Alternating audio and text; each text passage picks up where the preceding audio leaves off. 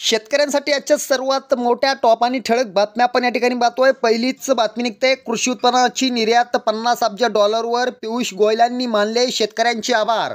पुढली मोठी बातमी निघते. गाईच्या दुधाचा हमीभाव 45 रुपये तर म्हशीच्या दुधाचा 55 रुपये. 1 एप्रिलपासून अंमलबजावणी सुरू. शेतकऱ्यांना मोठा दिलासा. पुढली मोठी बातमी निघते. ज्वारी उत्पादक शेतकऱ्यांसाठी अतिशय आनंदाची बातमी आहे. ज्वारीच्या दरामध्ये येणार तेजी. ज्वारीचे भाव 5000 रुपये. पुढली मोठी बातमी निघते.